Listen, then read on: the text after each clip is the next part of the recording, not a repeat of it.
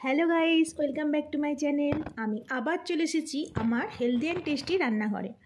আজ আমি করব লোটে মাছের গরম গরম মুচমুচে চপ, যা হবে স্বাদে ও গন্ধে একেবারে অতুলনীয়।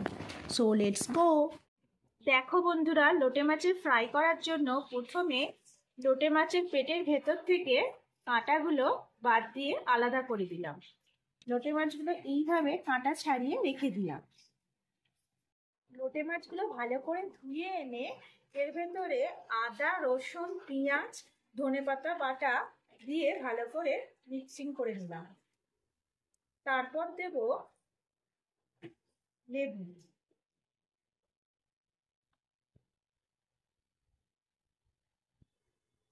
এরপর এতে লেবু ও নুন দিয়ে ভালো করে মেখে নেব। এরপর মাছগুলোকে 1 ঘন্টা ম্যারিনেট করে রাখার পর নেড়োগুলোর মধ্যে ভালো করে চোবাবো। এইভাবে নেড়োগুলো মাখিয়ে দেবো, দিয়ে এইভাবে এক এক করে রেখে দেবো। দিয়ে দেখো বন্ধুরা, আমার নেড়োগুলো মাখানো রেডি। এবার এইটা আমি ফ্রিজে 2-3 ঘন্টা রেখে দেবো সেট করার জন্য। দেখো বন্ধুরা, আমার মুচমুচে লোটে মাছের চপ রেডি।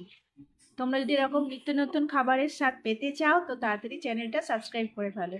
তো আজকের মতো ভিডিও এই পর্যন্তই। পরের ভিডিও নিয়ে আবার আসবো খুব শীঘ্রই। টাটা।